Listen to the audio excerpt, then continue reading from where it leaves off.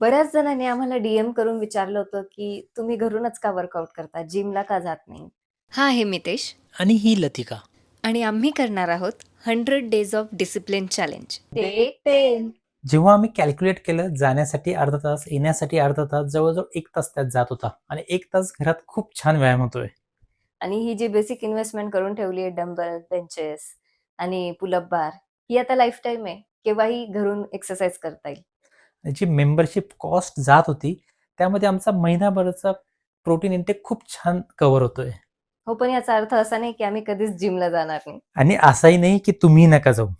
फक्त हे जे आपण डिसिप्लिन चॅलेंज घेतलंय, त्याचे कन्सिस्टन्सी मेंटेन करण्यासाठी आणि ही खरंच सवय लागण्यासाठी म्हणून आम्ही आता घरूनच व्यायाम करतोय. एक्झॅक्टली. वर्कआउट नंतर मेडिटेशन करण्यात जी काही मजा असते ना ती वेगळीच असते आणि तोपर्यंत कडक भूकही लागते. मग ब्रेकफास्ट करून झाल्यावर आम्ही ग्रॅटिट्यूड जर्नलिंग केलं आणि त्यानंतर बाकीची कामंही आटोपून घेतली. मग दुपारच्या जेवणानंतर आमचं रीडिंगही पूर्ण केलं. आज आम्हाला एका मैत्रिणीच्या बर्थडेसाठी जायचं होतं. दिवसभर हायड्रेशनची काळजी घेतली आणि तयार होऊन आम्ही बर्थडेसाठी निघालो. तिकडून यायला उशीरच झाला, पण तरीही आम्ही ब्रश बिफोर बेड हा नियम चुकवलेला नाही आहे. आणि अशा प्रकारे 100 पैकी 10 दिवस पूर्ण झालेही.